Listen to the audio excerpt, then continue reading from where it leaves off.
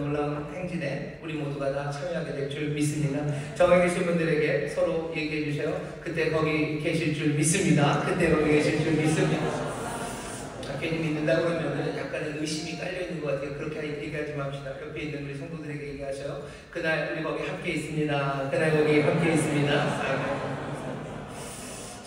천사장의 소리가 큰 아파 소리 부를 때 죽어있던 자들이 먼저 일어날 거고, 산 사람들도 부활의 몸, 신령한 몸, 영광의 몸으로 변화되어서 오시는 주님과 함께 놀라운 구원 그리고 그 생명을 누리게 될 줄 믿습니다.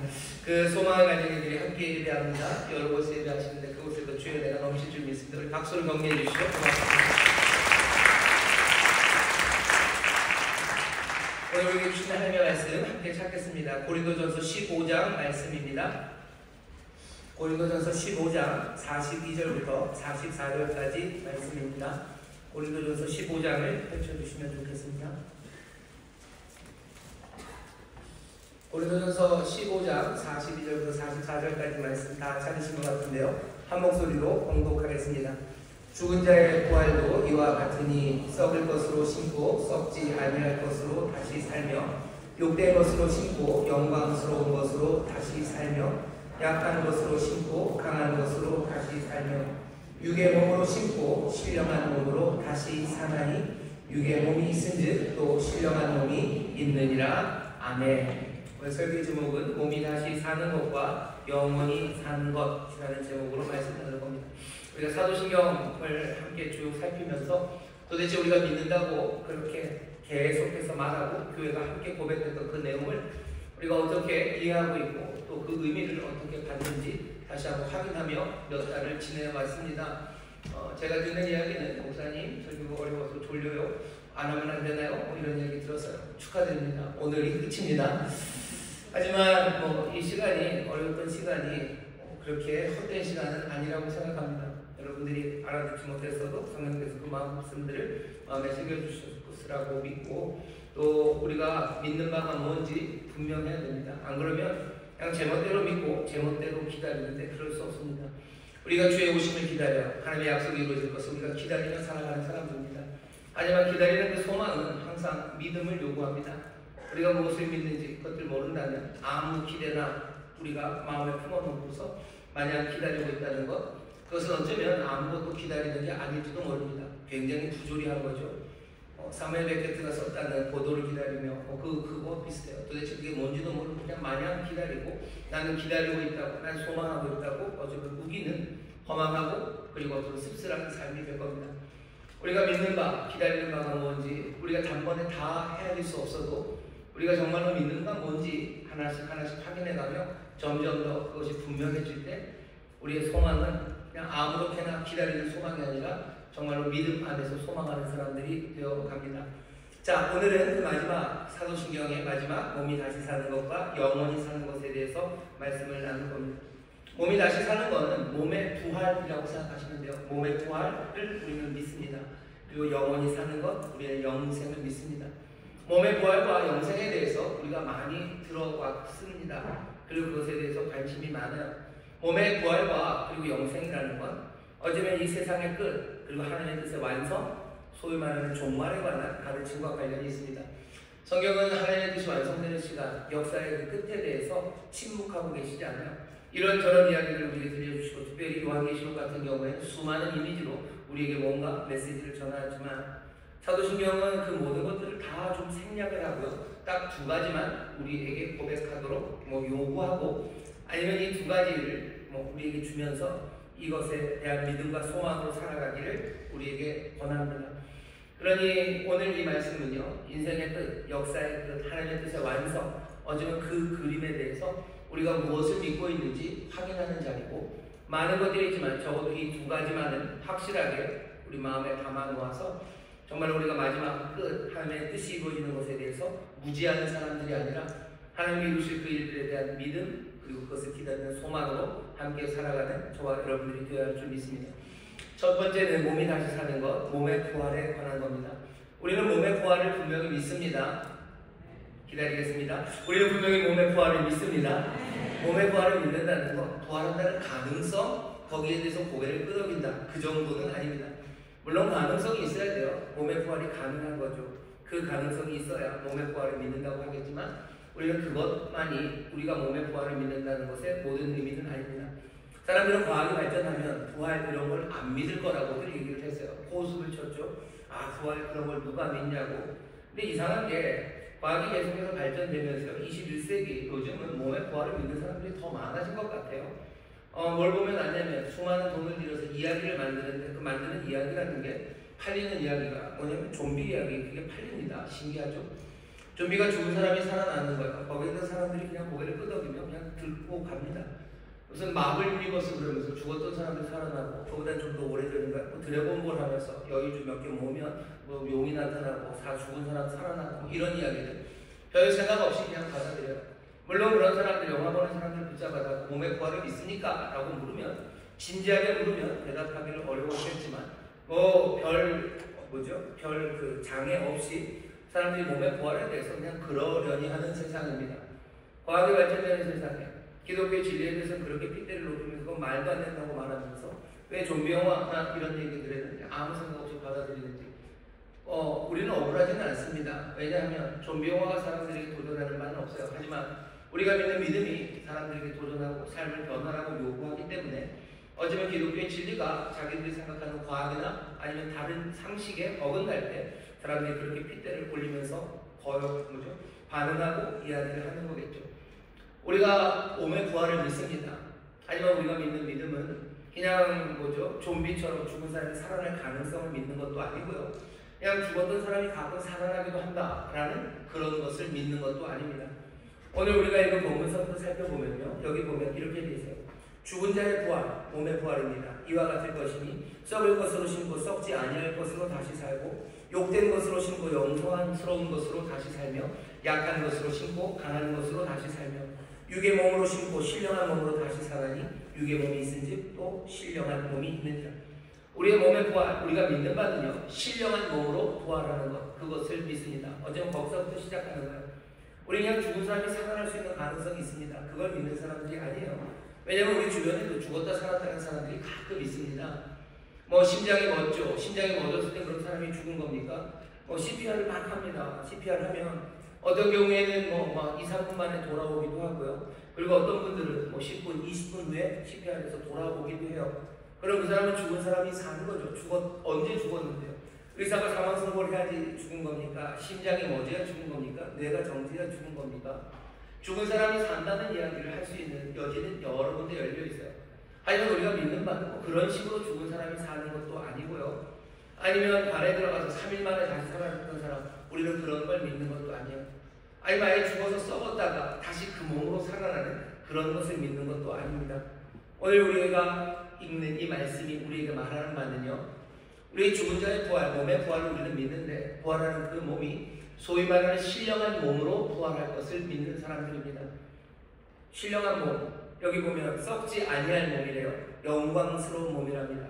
그리고 힘차고 강한 몸으로 일어날 겁니다.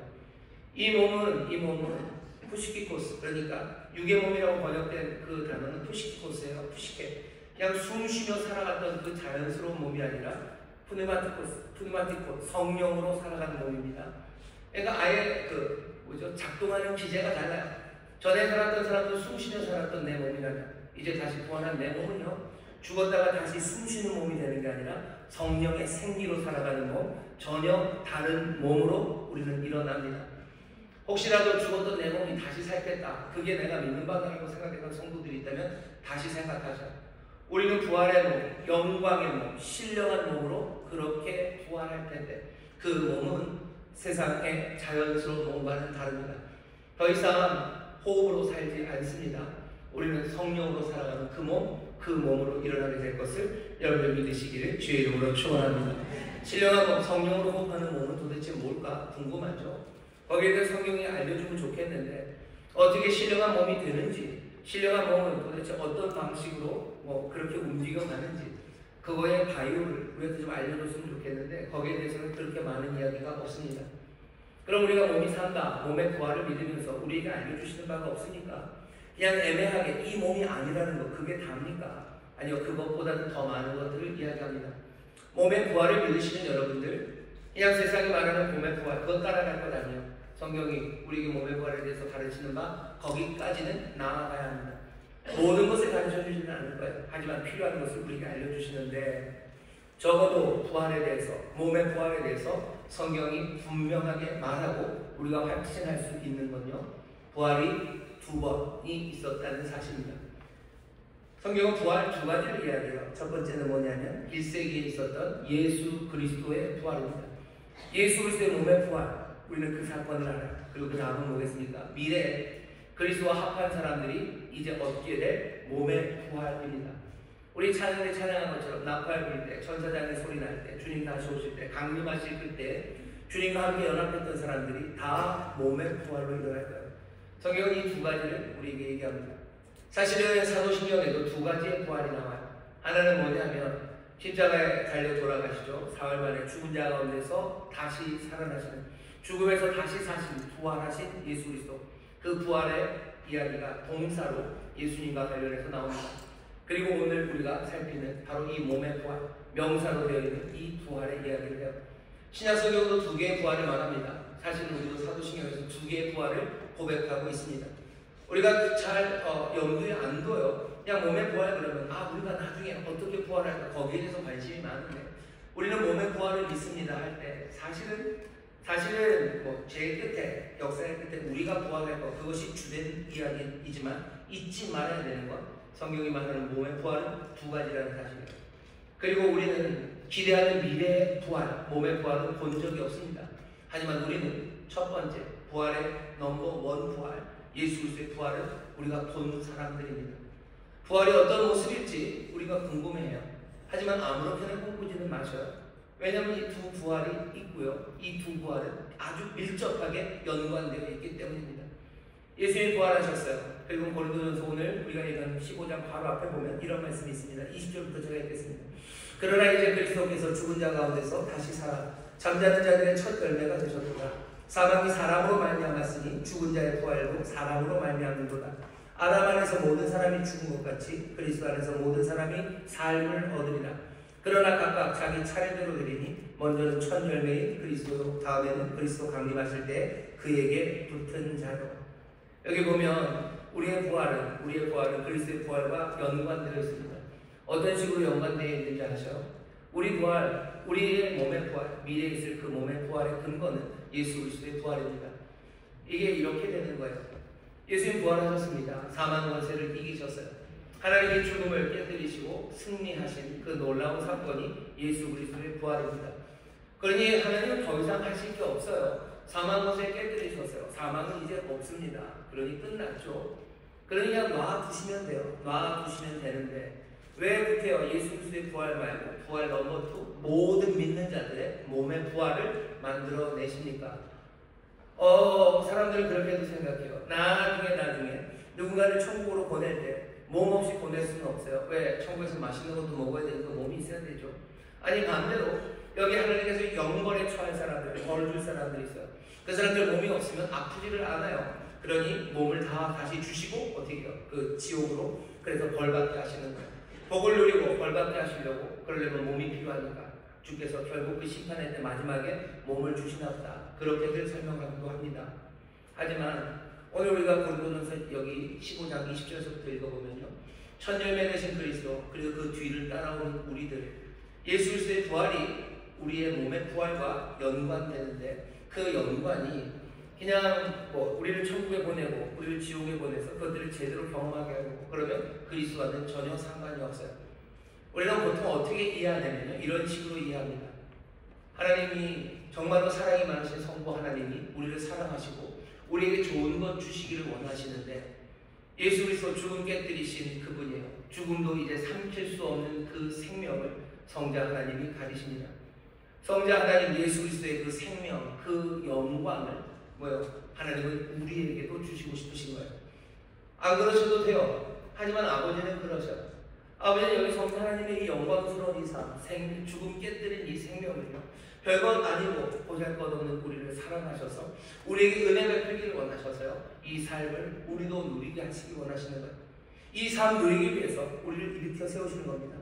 우리를 살리셔서 뭐 하시는 거예요? 그 생명 누리게 하시려고 우리를 살리시는 거예요. 그 몸의 부활은 어전 벌 주기 위해서 맛있는 거 먹게 하기 위해서가 아니라 그보다 훨씬 더 좋은 것, 성자 하나님의 죽음도 삼킬 수 없는 그 생명, 그 영광을 아무것도 아닌 우리에게 주시려는 그 하나님의 사랑이 내어주시는 그 은혜가 우리의 몸의 부활을 만들어내는 겁니다.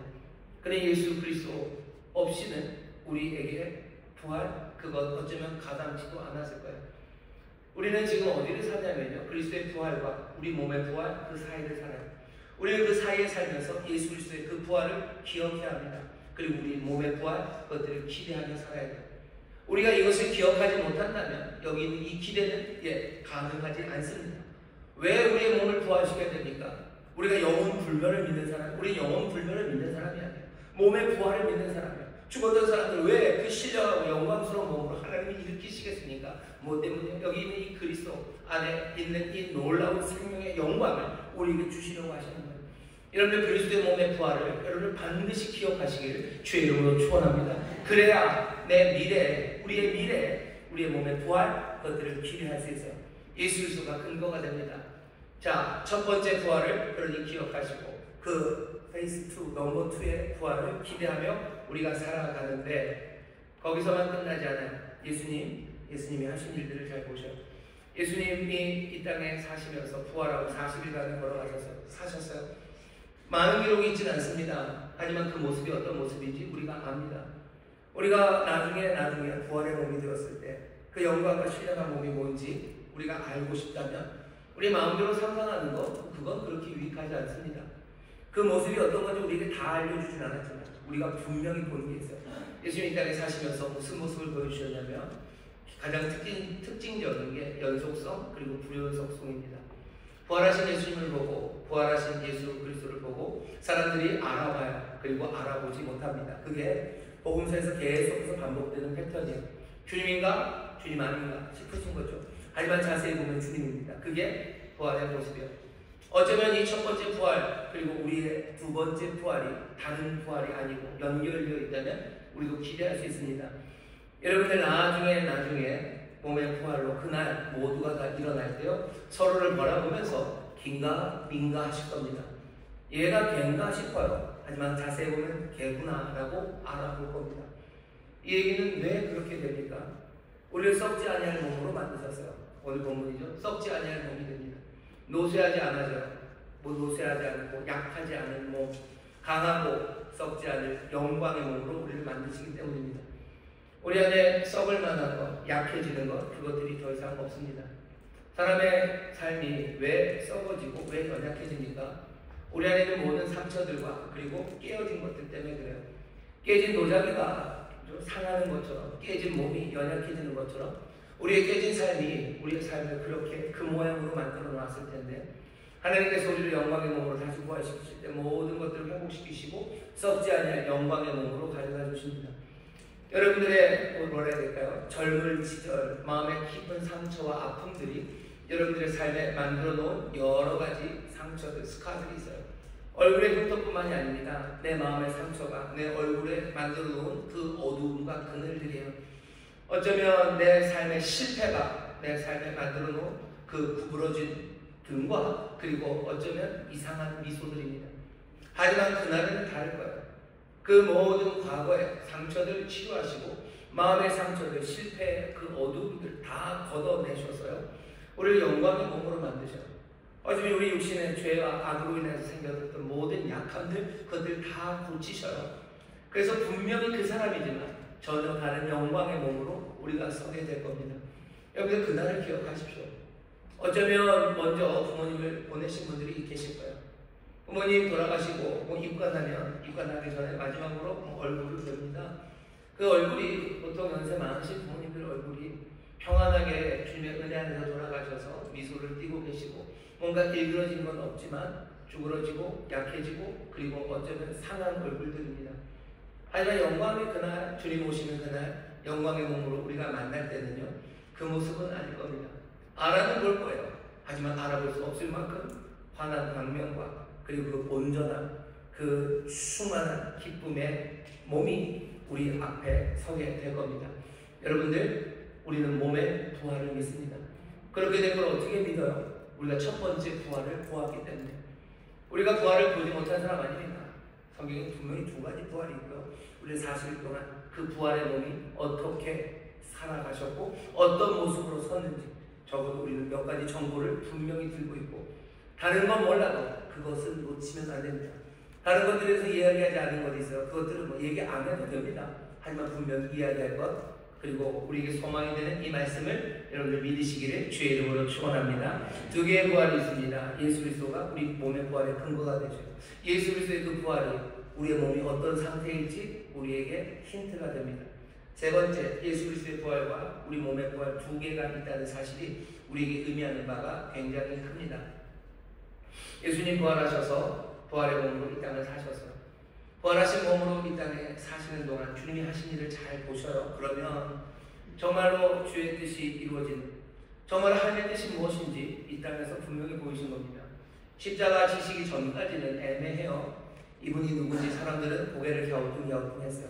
하지만 이제 완벽한 부활의 몸으로 일어난 여기 이 성자 하나님은 행하시는 모든 일들이 하나님을 우리에게 보여주시는 바로 그런 사건이에요. 미래는 하나님의 뜻이 이루어지는 그 시간입니다. 여기 이 40일간 예수님이 하신 일을 보면 이 미래의 모습이 어떤 모습일지 우리는 볼 수 있어요. 왜? 하나님을 온전히 보이시고 바로 그 미래는 하나님의 뜻이 이루어지는 때이기 때문입니다. 보세요. 40일간 이 땅에 계시며 부활하신 몸이신 예수 그리스도가 무슨 일을 하셨는지 보시죠. 예수님이 어떻게 돌아가셨는지 우리가 압니다. 억울한 죄목을 뒤집어 쓰셨어요. 억울한 죄목을 뒤집어 쓰고 돌아가시고, 거기 사랑했던 한 사람들의 배신을 당하시고요. 어지러 혼자 십자가에서 외로이 돌아가시고 죽으신 분이 예수님이십니다.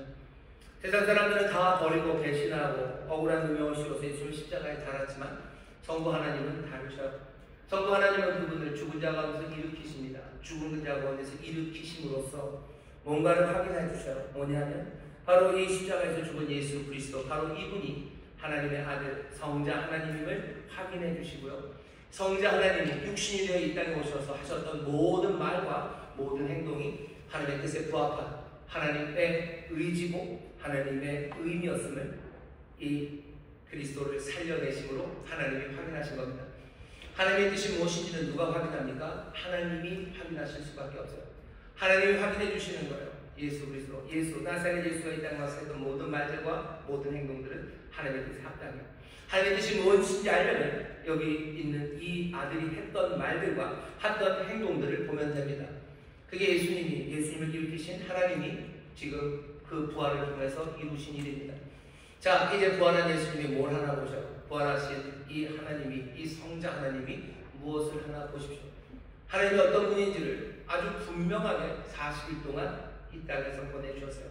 미래에 어떤 일을 이루실지 우리는 그 40일을 통해서 확인할 수 있습니다. 부활하신 예수님, 부활하시고 나서 자신에게 누명을 씌웠던 사람들, 그 사람들을 찾아가지 않으십니다. 예수님 자신을 죽음으로 내몰았던 사람들, 그 사람들 찾아가지 않으셔요. 여기 잘 보세요. 40일 동안에 예수님이 빌라도에게 안 가셔요. 가야바에게 안 가셔요. 로마의 군인들에게 안 가셔요. 채찍질했던 그 사람들에게 가지 않으셔요. 아니, 그쪽은 가지도 않으셔요. 그 대신 예수님은 누구에게 가십니까? 무력감에, 그리고 죄책감에, 그리고 절망에 빠져 숨어있는 제자들을 찾아가십니다. 그 제자들 찾아가셔서 잘잘못을 따르지 않으셔요. 그리고 그 배신의 대가를 속독하게 치르게 하겠다고 그런 얘기하지 않으셔요. 예수님 자기를 힘들게 했던 사람 찾아가지 않으셔요. 누굴 찾아가셔요? 그 제자들 찾아갑니다. 여전히 보고서도 믿지 못하는 사람들, 예수님이 꾸지람을 하긴 하시지만 그 꾸지람은 그냥 야단치려는 게 목적이 아닙니다. 믿게 하기 위해서 꾸지람도 하셔요. 예수님 복수하십니까? 복수하지 않으십니다. 어느샌가 벌써 다 용서하셨고요. 그리고 이 사람들을 새롭게 하시려 찾아가십니다. 예수님은 조금 더 멀리도 가죠. 엠마오로 가는 두 제자, 그 두 제자를 찾아가십니다. 갈릴리 디베랴 바다에 어쩌면 절망에 빠져서 고기 잡으러 갔던 그 제자들 예수님 찾으러 가셔요. 예수님이 40일 부활하신 예수님이, 그 분명하신 하나님이 우리 가운데 보여준 일이에요. 하나님이 뭐 하십니까? 복수하러 가십니까? 그거 따지러 가십니까? 배신의 대가를 치르게 하셔요? 아니요. 제자들을 찾아가셔서 엠마오로 찾아가셔서, 그리고 갈릴리 디베랴 바다로 찾아가셔서 놀라운 공통점이 하나 있어요. 거기서 예수님이 음식을 드십니다. 엠마오로 가는 두 제자와 함께 떡을 나누셔요. 떡을 떼셔요. 그리고 또 디베랴 바다 그곳에 있는 제자들을 위해서 예수님은 조반을 준비하셔요. 조반을 준비하시고 제자들에게 부르십니다. 얘들아 아침을 먹자라고 부르셔요. 얘들아 아침 먹자라고 부르셔요. 상은 준비됐다. 오라고 주님이 부르십니다. 이게 예수님이 보이셨던 아주 특별한 패턴입니다. 특별한 패턴입니다. 부활하신 예수님께서 제자들과 함께 밥을 먹는 이 모습은 그냥 아무런 모습이 아닙니다. 여기 부활하신 그리스도 하나님이 누굴 부르는 거예요? 그 백성들을 부르시는 거예요. 그 음식을 차려놓고 부르십니다.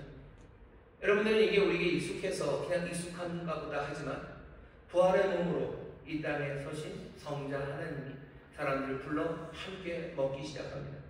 조촐한 식탁입니다. 물고기 몇 개, 그리고 또 떡 구워 놓으셨어요. 하지만 여기 있는 이 말씀은 우리로 하여금 이사야서 25장의 말씀을 기억하게 해요. 그날 하나님께서 그 산에 하나님께서 구원하시는 날에 모든 민족을 불러 모으실 거예요. 식탁을 펼쳐놓으시고 정말로 기름진 고기들 그리고 오래 묵은 맑은 포도주, 향기로운 포도주를 준비하죠. 잔치를 베푸시고 모든 사망, 죽음의 면박 그 죽음을 다 걷어내시며 죽음에 대해 승리하시고 그 모든 민족, 그 모든 백성들에게 하나님의 구원과 회복을 이루어 주십니다. 그게 이사야서 25장에 우리에게 보여줬던 그 그림이에요. 여기 예수님이 하시는 일은 다른 일 아닙니다. 부활하신 하나님이 오셔서 잔치를 베푸시고 그 사망을 다 걷어내시고 그리고 이 사람들을 회복케 하시는 그 놀라운 역사입니다. 하나님은 미래에 무슨 일 하십니까? 환대하시는 하나님이에요. 하나님 복수하지 않으셔요. 우리에게 복수하러 오지 않으시고 우리를 믿음으로 인도하시고 우리를 찾아오시고 우리를 먹이시고 또 우리를 희망으로 일으켜 세웁니다. 엠마오로 가던 그 두 제자는 주님과 함께 떡을 먹다가 눈이 밝아져요. 그리고 어디로? 예루살렘으로 기쁨으로 노래하며 갑니다. 자기들이 도망갔던 도시예요. 자기들의 선생을 그렇게 참혹하게 십자가에 달았던 그 위험한 도시로 이 엠마오로 가던 두 제자는 다시 방향을 틀었어요. 그 예루살렘 그 도시로 기쁨으로 찬송하며 걸어갑니다. 복음을 증거하는 사람들 그리고 증인의 사람 그 증인의 사람으로 살아요. 디베랴 바다에서도 마찬가지입니다. 예수님 뭔가 세팅 그 미장센 자체는 베드로가 배신했던 그 그림을 만들어 놓지만 예수님 베드로에게 너 잘못했지 라고 따져 묻지 않으셔요. 그냥 사랑하냐고 물으시고 그 음식을 건네시고 내 양을 먹이라고 그렇게 위로하고 일으켜 세우십니다. 베드로는 변화돼요. 전에는 젊었을 때는 자아 마음대로 갔지만 이제는 늙어서는 하나님 말씀대로 인도하는 대로 순종하며 그 길을 갈 겁니다. 변화된 삶이 그렇게 만들어져 갑니다. 부활의 몸이신 예수 그리스도가 우리에게 보이시는 건 뭐냐면 하나님이 만들어 가실 미래입니다. 하나님은 이런 분이셔요. 그 40일 동안 분명히 보이셨어요. 몸의 부활을 믿는 우리들, 몸의 부활은 하나님의 완성의 시간 그때까지 올 겁니다. 그 미래를 향해서 가는 그 길에 하나님이 하실 일을 몸의 부활을 믿는 사람들은 분명히 확인합니다. 반대하시고 복수하지 않으시면 안위하시고 믿음으로 인도하시고 찾아오셔서 먹이시고 희망으로 일으키시고 우리의 삶을 바꿔낼 거예요. 우리는 몸의 부활을 믿습니다. 이건 나중에 우리가 살아날 것 그것을 믿는다는 아주 그렇게 단편적이고 얄팍한 믿음이 아니에요. 우리가 알고 있는 몸의 부활이 두 개이기 때문에 그래요. 그리고 그 두 개인 것이 얼마나 다양한지 모릅니다. 전혀 모르는 것을 우리가 믿는다고 할 수 없어요. 우리는 지금 여기 분명한 몸의 부활을 보았고요. 그리고 그 풍성함 가운데 그 풍성함을 기억하며 우리의 몸의 부활을 기대하며 살아갑니다. 사랑하는 성도 여러분들, 몸의 부활을 믿으시기를 주의 이름으로 축원합니다. 그리스도의 부활을 기억하시기를 주의 이름으로 축원합니다. 그 부활 안에서 내 부활을 여러분들 붙잡으시고 그 부활을 기억하며 내 부활의 모습을 꿈꾸기 시작하시고 그 첫 번째 부활, 그 부활을 바라보면서 내 몸의 부활의 날, 그날까지 내가 기대하는 하나님, 내가 동행하는 하나님에 대한 그림을 점점 더 분명하게 그리는 그런 믿음의 사람들 되시기를 주의 이름으로 축원합니다. 우리는 몸의 부활을 믿는 사람, 그게 그 안에 포함된 의미입니다. 그 다음은 영원히 사는 것, 영생을 우리가 믿습니다. 여러분 영생을 믿으십니까? 다시 묻겠습니다. 성도 여러분 영생을 믿으십니까? 아멘. 영생이라는 게 영원한 생의 준말이죠. Eternal Life예요. 여기 영생을 믿는다, 좋아요. 우리가 많이 들었기 때문이요. 우리 하나님이 세상을 사랑하셔서 독생자를 주셨죠. 그러니 믿는 사람들은 멸망치 않고 영생을 얻을 거예요. 원로 목사님 좋아하시는 10편 133편 보면 형제가 연합하여 동거하는 것이 어찌 그리 선하고 아름답습니까? 활몬의 이슬이 시온에 내린 것처럼 아론의 수염에 흘러내리는 그 기름이 옷깃 그리고 옷깃까지 내린 것 같아요. 거기서 하나님이 복을 명하셔. 그 복은 영생입니다. 그래서 그 영생을 많이 들었어요. 영생은 너무너무 좋은 것 같고요. 영생은 하나님 우리에게 주신 선물임이 분명합니다. 그래서 우리는 영생을 믿습니다. 영생을 믿습니다. 그런데 이것도 마찬가지예요. 그런 영생에 대해서 많이 들었지만 그래서 영생이 뭔데라고 물으면 대답하기가 어렵습니다. 영생을 믿는데 도대체 영생을 믿는 건 여러분들 뭘 믿으십니까? 영생에 대해서 설명하기가 어려운 건 영생이라는 개념, 영원하다는 개념이 우리에게 낯설기 때문이에요. 왜냐하면 우리는 영원함이라는 것을 한 번도 경험해보지 못했기 때문입니다. 뭔가 폭발력, 강함 이런 것들은 어떻게 해볼 수 있어요. 이렇게 강하고 지혜 이런 것도 어느 정도, 사랑, 은혜 이런 건 조금 느낌이 있어요. 하지만 영원함이라는 건 우리는 본 적도 없고요. 또 우리 안에 경험할 수 없는 그 영원함입니다.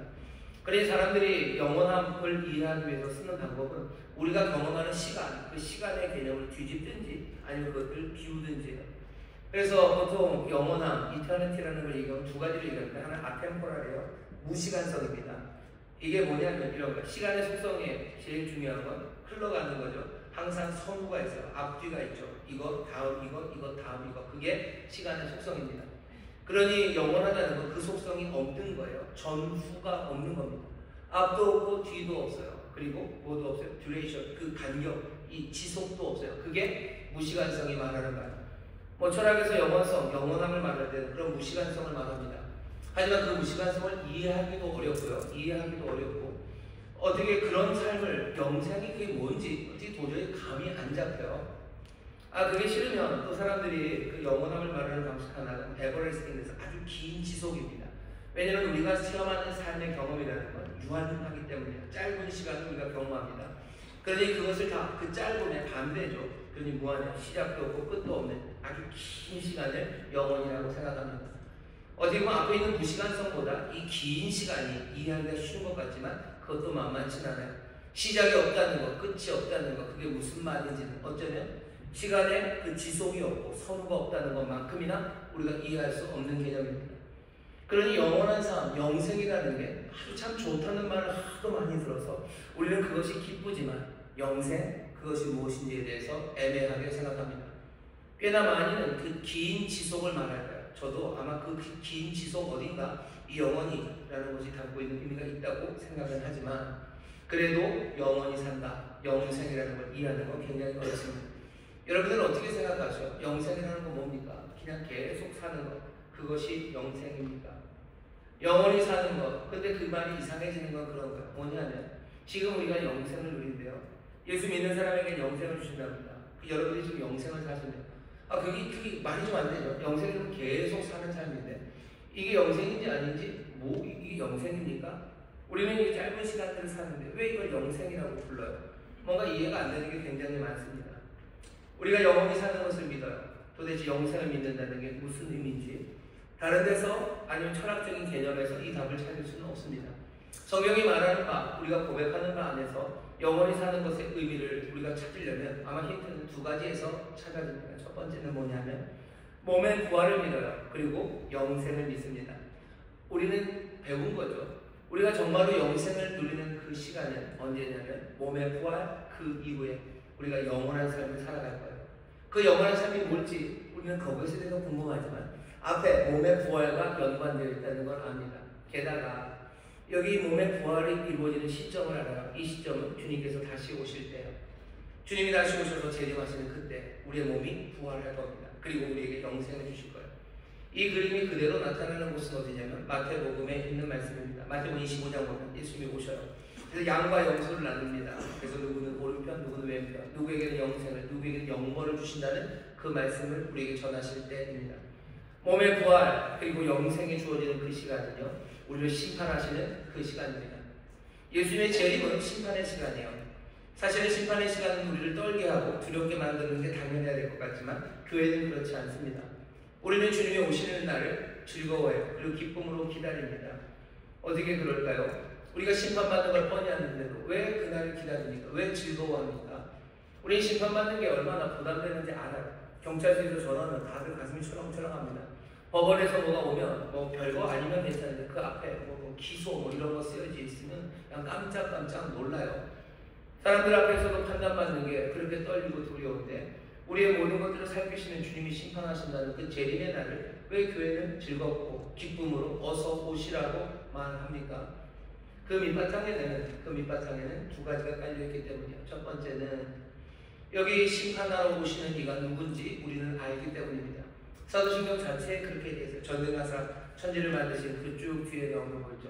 전능하신 하나님 우편에 앉아 계시다가 저리로서 거기로부터 산자와 죽은 자를 심판하러 오시는 예수 그리스도를 우리가 믿습니다. 심판자는 누구셔요? 예수 그리스도. 우리를 위해서 죽임당한 어린 양, 우리에게 모든 것을 내어주시는 그 자비의 하나님이 우리의 심판주로 오십니다.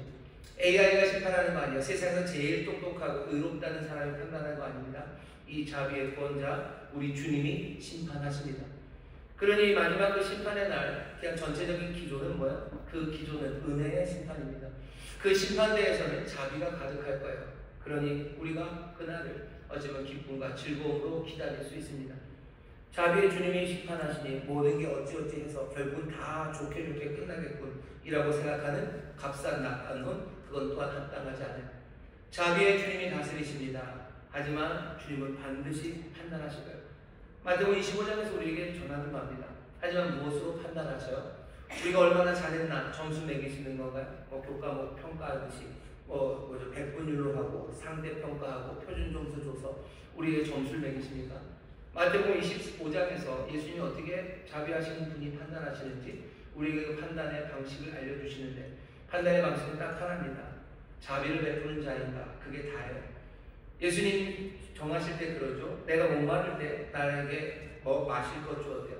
내가 배고플 때 나에게 먹을 것 주었고, 내가 헐벗을 때 나에게 옷을 입혀줬고, 내가 옥에 갇혀있을 때 나를 찾아왔다. 그러니 내가 너에게 영생을 주겠다고 하십니다. 여기 있는 이 사람들은 누구예요? 몇 번을 했는지가 체크되는 거 아니에요. 얼마나 좋은 걸 줬는지도 체크되지 않아요. 거기 또 다른 거 체크되지 않아요.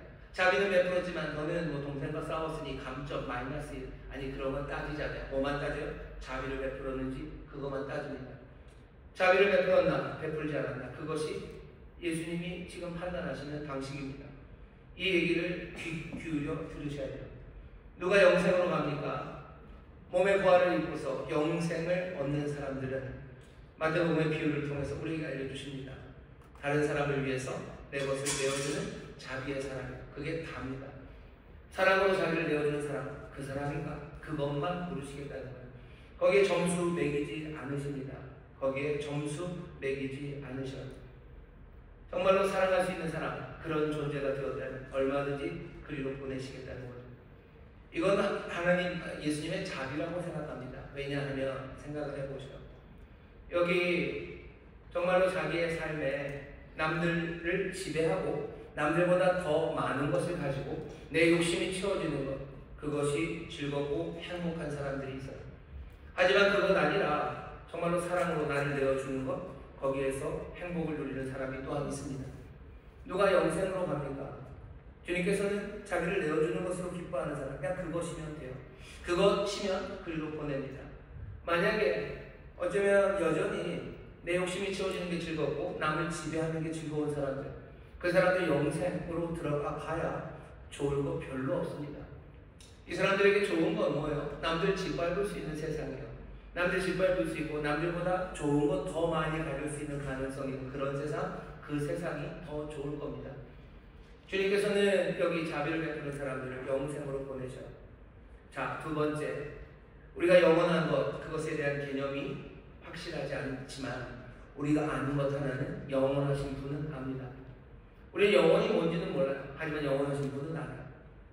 우리가 영원한 삶을 생각할 때 어쩌면 우리에게 가지고 있는 남아있는 마지막 하나는요, 영원하신 분, 그분의 생명, 그분의 삶에 주의를 기울이는 겁니다.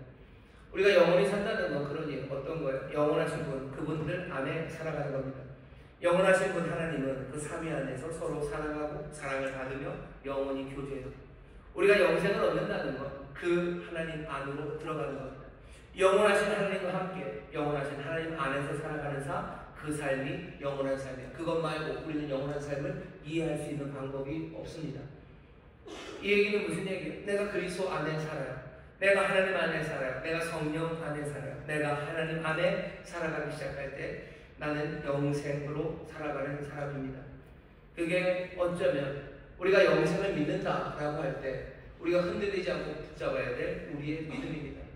긴 삶을 꿈꾸지 않아요. 왜? 영원히 뭔지 몰라요. 얼마나 긴지 몰라요. 우리는 어쩌면 하나님한테 그걸 바라죠. 하나님, 우주의 역사가 200억이라고 우리가 지금 200억 년을 살게 해주죠. 하나님 우리에게 200억 년을 살게 해주실 수도 있어요. 하지만 그게 아니라 우리에게 영생을 주시려고 합니다. 그럼 이 영생, 하나님 안에서 살아가는 이 삶은 그 듀레이션이 그게 얼마나 길어집니까? 그건 알 필요도 없고 알고 싶지도 않습니다. 우리는 뭐라고 얘기해요? 우리는 영원히 하나님 안에서 살아갈 거예요. 사랑하고 사랑받는 그 몸의 부활로 신령하고 그리고 또 거룩한 그 몸이 되어 그 사랑을 받고 사랑하는 그 삶을 살아갑니다. 우리가 영원히 산다는 건 그런 의미예요. 자비함으로 살아갔던 사람들. 그래서 그 영생으로 들어가고 우리는 그 영원한 삶을 살아갈 겁니다. 하나님은 그 영생을 그냥 거기에만 두지 않으셔요. 오늘 지금 우리에게 이 영생을 가져다 주십니다. 이 영생을 맛보게 하시는 거예요. 그리고 그 영원한 삶, 그 영생의 삶을 누릴 수 있도록 우리를 준비를 시키셔. 오늘 우리는 여기서 영생을 누리며 삽니다. 영생을 맛보며 삽니다. 이게 무슨 이야기인지 잘 생각해 보죠. 그러니 우리에게는 지금이 굉장히 중요해요. 현실의 삶이 중요한 이유는 지금 잘 살면 이 생에서 무슨 복을 받아서 지금 삶이 중요한 게 아니고 지금 잘 살면 죽음 이전과 죽음 이후의 세상에 뭔가 어떤 인과관계가 있어서 그 죽음 이후의 세상에 뭔가 상과 벌이 지금의 삶에 따라서 주어지기 때문에 지금 잘 살아야 되는 것 그런 식으로 설명하지 않습니다. 지금의 삶을 우리가 더 사랑하고 붙고 감사하고 성실과 정직으로 살아가는 이유는 지금의 삶, 이 삶이 하나님이 우리에게 주신 생명이라는 선물이기 때문이고요. 그리고 이 삶 가운데서 우리가 그 영생을 맛보고 또 누리고 또 배워갈 수 있는 시간이기 때문에 그렇습니다. 보상 없이도 선을 행하는 사람들이 있어요. 보상 없이 선을 행합니다. 어쩌면 영원한 삶은 그런 삶, 영생은 그런 거죠. 하나님, 삼위의 하나님은 보상을 바라며 사랑하지 않아요. 자기 자신을 내어주는 것, 그것으로 기뻐하고 그 내어주신 사랑은 아무 꼬인 것 없이 영접하며 기뻐합니다. 그 사랑 안에서 영원한 하나님의 삶 안에서 우리가 영생을 누립니다. 보상 없이 선을 행하는 사람, 다른 사람들을 정말로 아무 내게 오는 대가와 인정 없이도 살아갈 수 있는 사람, 그 사람들로 변화되지 못한다면 우리가 정말로 하나님의 그 영생 안에 들어갔을 때 우리는 누릴 만한 게 어쩌면 아무것도 없을 겁니다. 아무것도 없어요. 거기에서는 남들보다 더 높아지려는 건 없어요. 사람들이 여러분들에게 자꾸 꼬시는 게 여기서 열심히 잘해야 그때 무슨 좋은 맨션에 살고 개털 모자 안 쓴다고 자꾸 얘기하는데 그건 영생의 삶은 아닐 겁니다. 거기서 천국에서 누구보다 더 훌륭해져야 내가 행복한 거예요. 그 삶을 우리에게 주실 거면 그냥 이 세상에서 살게 해주시지. 이 세상에서 능력 주셔서 살게 하시지. 왜 우리의 몸을 부활하시고 우리에게 영생을 주십니까? 우리에게 영생을 주신다는 의미를 다시 한번 생각하죠. 우리가 여전히 보상 없이 사랑하고 또 아무 대가 없이도 아니 오히려 내 삶에 어려움이 와도 의의 길을 걸어가고 정말로 참된 것을 향하여 살아갈 수 없다면 하나님께서 우리에게 영생을 주실 때 우리의 삶은 정말로 짜증나고 어쩌면 심심하고 아무것도 아닌 삶이 되어버릴 겁니다. 우리는 영생을 믿습니다. 그리고 그 영생을 지금 주셨음을 믿습니다. 그 삶을 하나님 안에서 사랑하며 살아가는 삶, 내어주며 살아가는 삶입니다. 중학교 때쯤인가 윤리 선생님이 이상한 숙제를 내주셨어요. 전쟁이 일어나면 나가서 싸울 건지 안 나가서 싸울 건지 거기에 대해서 써버려요.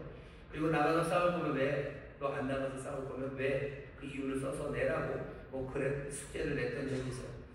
그래서 저는 그냥 한 줄 써서 이렇게 내려고 했는데 선생님이 봤더니 그건 안 된대요.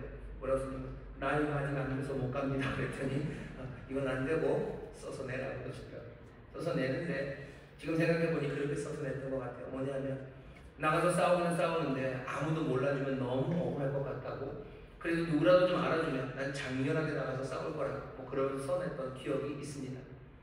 뭔가 보상이죠. 누군가 나를 알아주고 나에게 보상이 있어서 내가 그렇게 하면 살 것 같고, 그것 아니면 살 수 없는 삶, 그건 아직은 영생은 아닐 겁니다.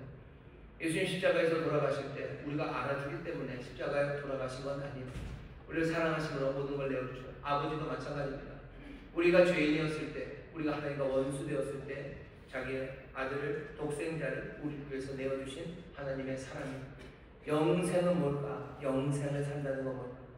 영생, 영원의 의미를 모르는 우리에게 하나님이 자꾸 영생을 말하시며 오직 영원한 건 하나님이라고 얘기하잖아요. 영생을 산다는 건 영원하신 하나님 그 안에서 살아가는 겁니다. 그 교제 안에서 살아가는 거고, 그 교제 안에서 살아가는 삶은 그냥 내어주는 사랑, 그 사랑의 영적, 그것으로 살아가는 거예요. 우리가 지금 교회에서, 그리고 믿음의 가정 안에서 정말로 이 교제 안에 예수 그리스도의 도우심, 그리스도 안에서, 성령 안에서 이렇게 사랑하고 이렇게 사랑받고 살아간다면 우리는 감히 뭐라고 말할 수 있어요? 우리에게 영생이 임했다고, 내가 영생을 살아가고 있다고 말할 수 있는 것은 추상적인 개념의 영생에 내 삶이 부합해서가 아니라 내가 영원하신 하나님 안에 살아가는 그 삶을 지금 살아가고 있기 때문입니다. 몸의 부활을 우리는 믿어요. 그리고 영원히 사는 우리는 영생을 믿습니다. 우리가 몸의 부활로 살아가 하나님과의 교제 안에서 아버지의 그 품 안에서 영원히 살아갈 그 삶을 우리가 믿고요.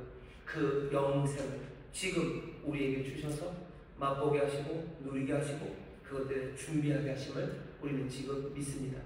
그게 영생을 믿는다는 우리의 고백이에요. 나는 지키게 살 거다. 나는 죽지 않을 거다. 그게 내가 영생을 믿는다는 고백의 내용이 아닙니다. 우리는 영생을 믿습니다. 이 영생을 믿습니다. 영생은 감격스럽습니다. 우리가 어느샌가 영생을 누리는 사람이 되었다는 것, 그리스도 안에서 성령의 도우심으로 그렇게 살아가는 사람이 되었다는 것, 얼마나 감격스러운 일인지 모릅니다. 사도신경의 제일 마지막은 아멘으로 끝나요. 아멘은 믿는 바에 대한 아멘입니다. 그리고 소망하고 기다리는 바에 대한 아멘입니다. 아까 처음에 말씀드린 것처럼 정말로 기다리는 무언가가 있으려면 믿음이 있어야 돼요. 기다림의 소망은 믿음의 내용이 채워져야 됩니다. 안 그러면 그냥 고도를 기다리는 거예요. 소망으로 산다고 하고 기다리며 산다고 하지만 사실은 누구를 기다리는지 뭘 기다리는지 아무거나 바라면서 살아가는 부조리한 삶을 살아갑니다. 거기에 희덕거리는 농담이나 재미있는 이야기를 오고 가겠죠. 하지만 그 삶은 부조리한 삶, 제대로 된 삶은 아닙니다.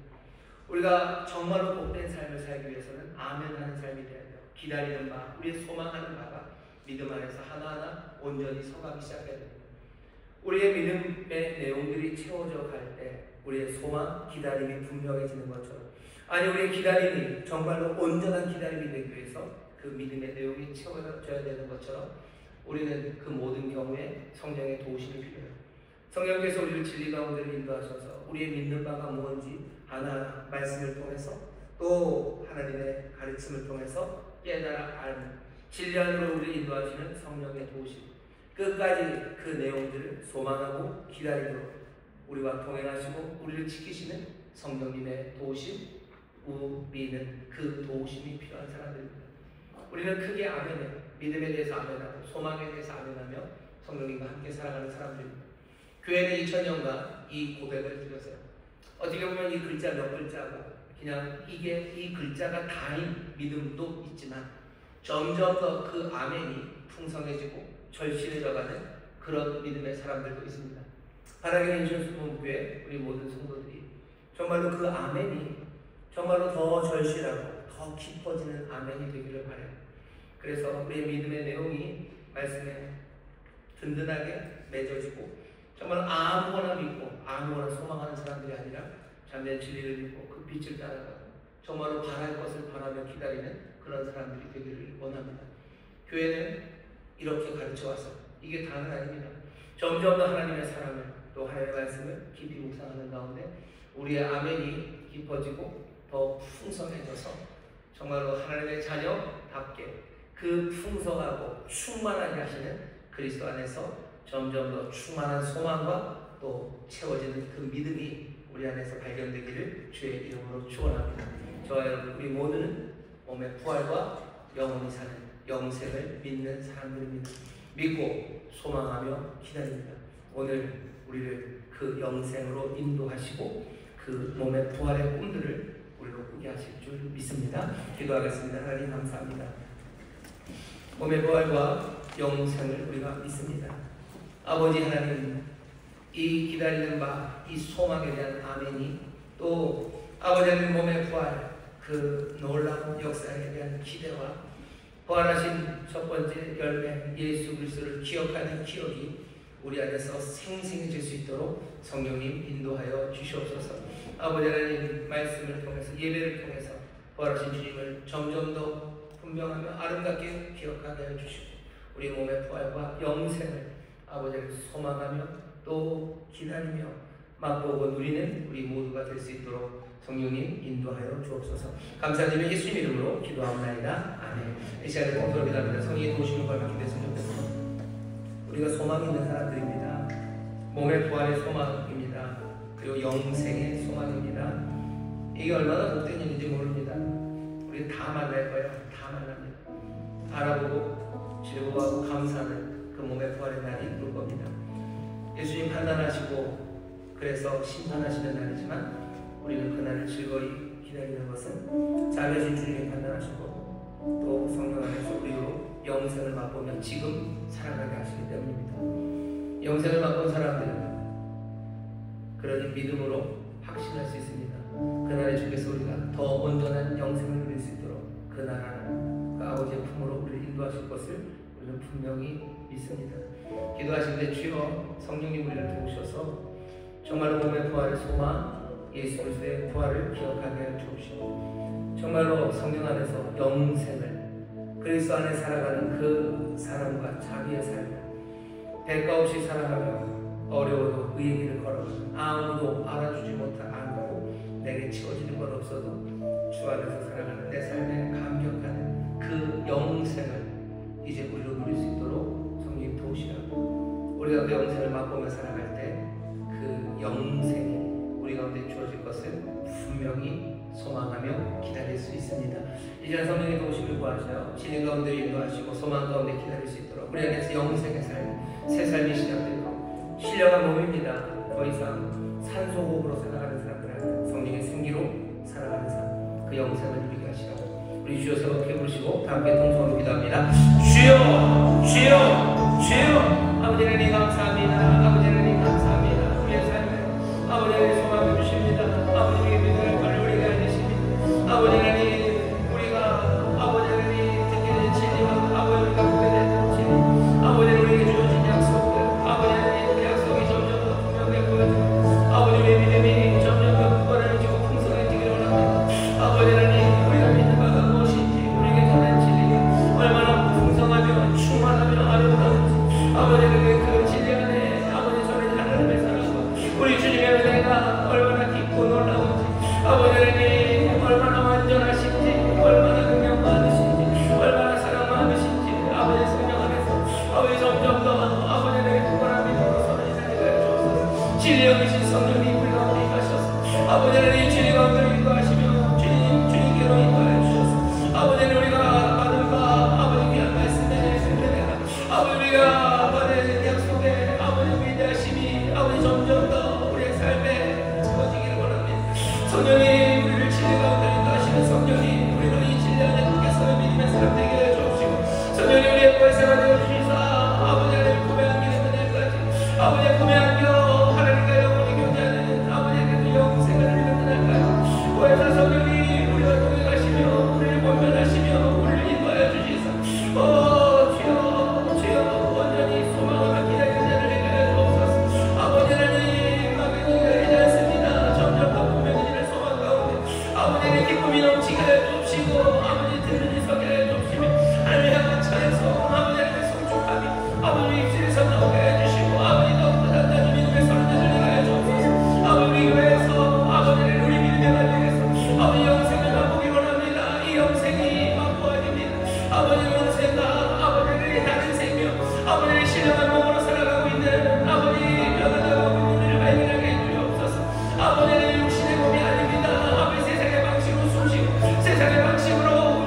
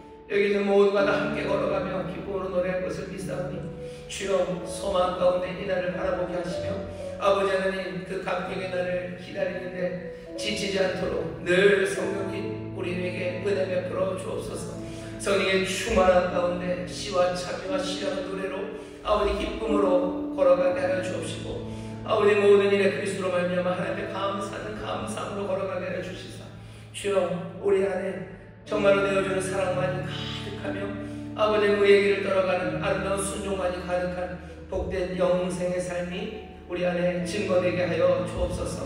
아버지 하나님, 이 증거가 우리 교회에 점점 더 분명하기를 원하고 우리 믿음의 가정에 점점 더 분명하기를 원하고 시간이 갈수록 아버지 든든한 믿음과 소망 가운데서는 우리 귀한 교회와 성도들 믿음의 가정 되게 하여 주옵소서.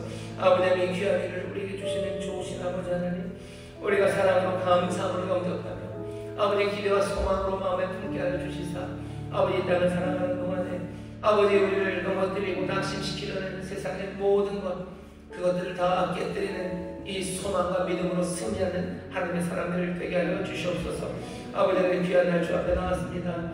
함께 예배하는 일을 또 정성을 다하여 준비한 힘을 하나님께 드리기를 원하오니 성령님 우리의 마음과 생각을 주관하시고 기쁨으로 감사함으로 드릴 수 있도록 인도하여 주옵소서. 감사드리며 예수님 이름으로 축복하며 기도하옵나이다. 아멘. 아멘. 네, 감사의 오늘 말씀을 감사합니다.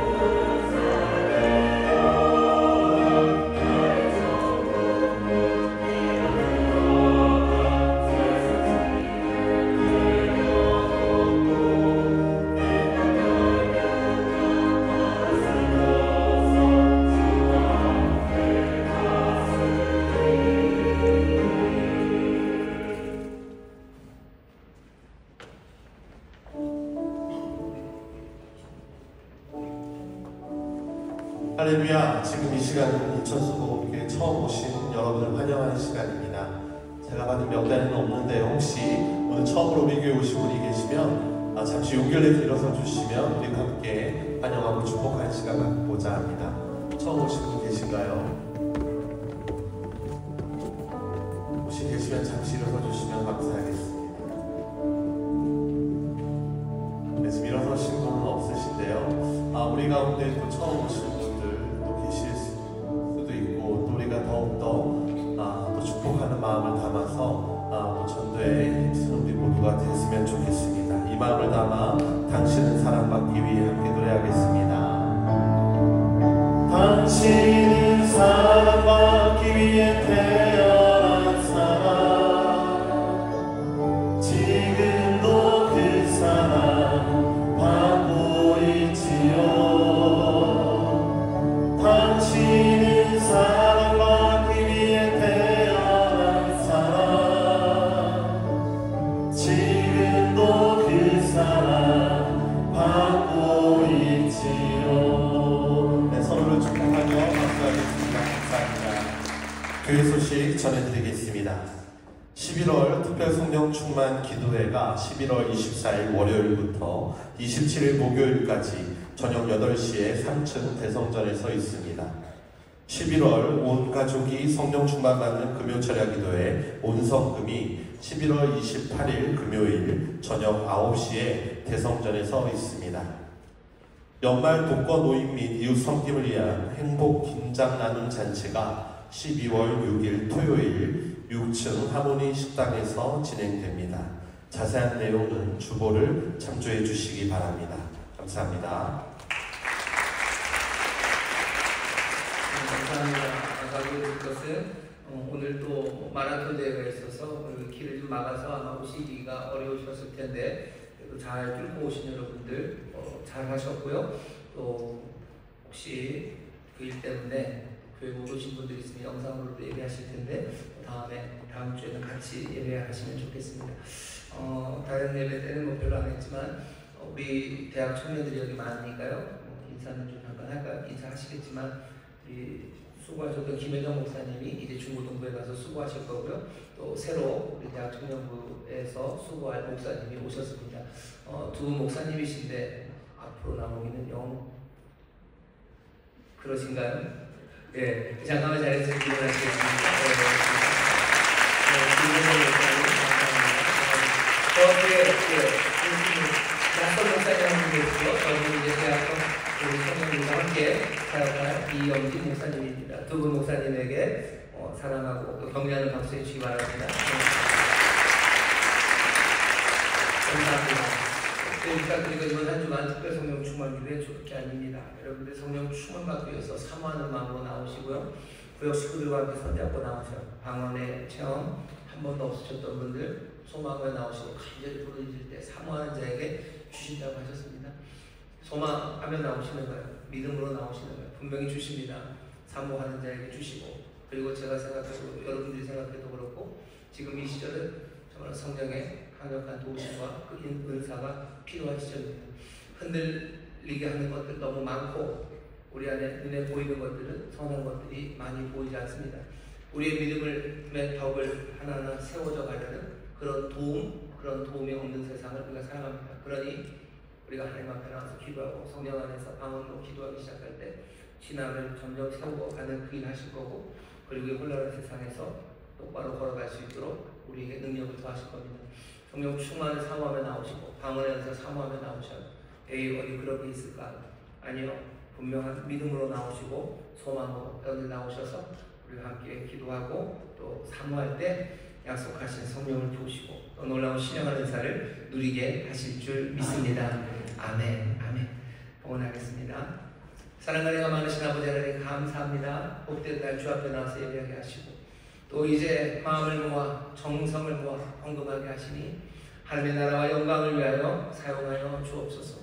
아버지 하나님 감사로 희생하며 하나님께 드리는 삶들이 또한 여기 있사오니 주님 하늘 향하여 감사하시며 깨뜨려 세상에 나눠주실 때 하나님의 놀라운 구원의 역사, 생명의 역사가 넘치게 하여 주셔서 우리의 삶의 자리에서 그 드려지는 삶을 통하여 이루는 하나님의 선하신 뜻과 정말로 점점 풍성해지는 하나님의 나라를 보며 기뻐하는 아버지 하나님의 자녀들, 영생의 사람들이 되게 하여 주옵소서. 하나님 축복합니다.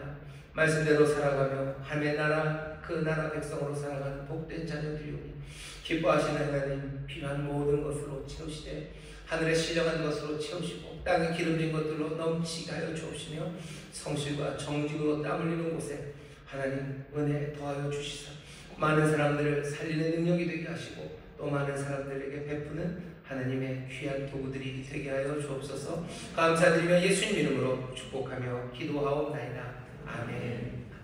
아멘.